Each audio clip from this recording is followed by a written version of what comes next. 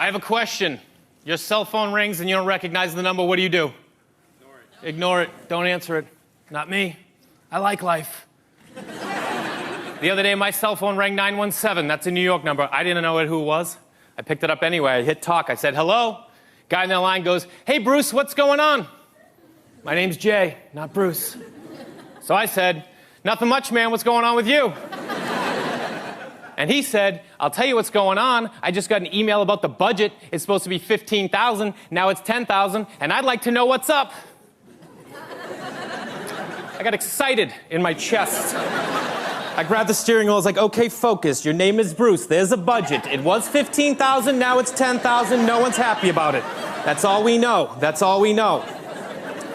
So I just repeated back to him what he said to me. And I go, 10,000 is supposed to be 15,000.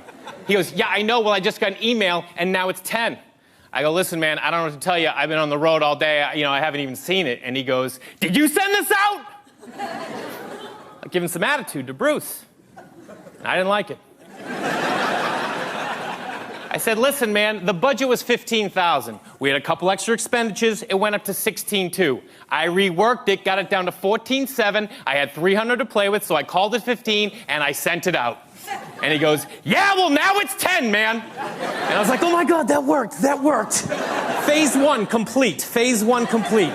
Like, now I'm in the door. I have a 401k. I was at the Christmas party, okay? So he goes, did Larry okay this? I go, listen, man, I took the budget to Larry. Larry said it looked fine, but I knew it was my ass on the line, so I ran it by Jennifer, just in case, just to double check. Jennifer said it looked good. I sent it out. He goes, yeah, well, now it's 10, man. And I realized this guy has no idea what's going on over there. He hasn't talked to Larry. I know he hasn't talked to Bruce. He doesn't even recognize my voice. I know he didn't talk to Jennifer. I just made her up. So he goes, listen, man, what are we going to do about this? And I go, listen, I'm on the road right now. I haven't even seen the email. Why don't you give Larry a call, check in with him, see what he says, call me back. Just praying he will, because that return phone call was going to be amazing. And he goes, you know what? Why don't wait till you get home, you check the email, you call Larry, you call me back. And I go, nah, bro. Larry knows way more about this than I do. Give him a call me back. He goes, okay, hangs up the phone. To which I explode with euphoria. Because there's a small business in New York that is crumbling to the ground. Over $5 grand, and nobody can find Jennifer. They're looking. I get home, I'm so excited, I take out my cell phone, I'm like, you know what, I'm gonna save that guy's number, give him a call in a couple days, touch base, you know what I mean, check in. See where we're at, you know? So I save it in my phone under random guy. That's what he is, he's a random guy. 4 or 5 days pass, I forget about it. Laying on my couch, watching the ball game, phone rings on the dining room table. I get up, watching the game, grab the phone, watching the game, look down, random guy. But it's been a couple days, you know what I mean? So I'm like, random guy? Who's random guy? Like, who would even have random guy as their name that comes up? And then I was like, random guy! Like, now I'm panicked, you know what I mean? People's lives have been affected. It's only $5 grand, but I don't know how big that company is. But I'm addicted to it.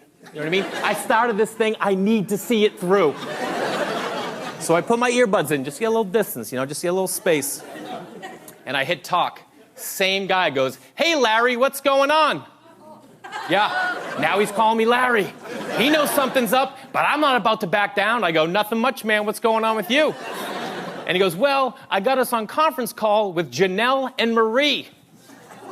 And I was like, okay, here we go. This is why we play the game, you guys. This is why we play the game. So I go, welcome to the call, ladies, as if to say, welcome to the show. You know what I mean? Here we go. Marie takes the lead. She goes, hey, Larry, what time is it where you are? I live in LA, they're in New York, it's 5:30, so I go, 8:30. It's 8:30. She goes, really, what's the weather like? And I was like, oh, weather's nice. She goes, you know, this doesn't sound like Larry. And I go, oh, yeah? Who's it sound like? And a random guy chirps him from the back, and he goes, sounds like Bruce! Sounds like Bruce! Like he's gonna blow this case wide open. And I go, listen, guys, this isn't Larry, and it isn't Bruce. And Marie goes, who is this? I said, I'm just some guy who had nothing better to do than to mess with you guys. And Marie got pissed. She was not happy. She goes, you understand we're trying to run a business over here? And I was like, yeah, well, I got that from the budget. I just figured it was a business. And she goes, what do you think? This is some kind of joke? And I was like, well, a little bit. Thought it's pretty funny. That's pretty funny. And she goes, let me ask you something. And I go, no, you let me ask you something. And she goes, what? And I go, where we at with the budget? I'm J. Ross.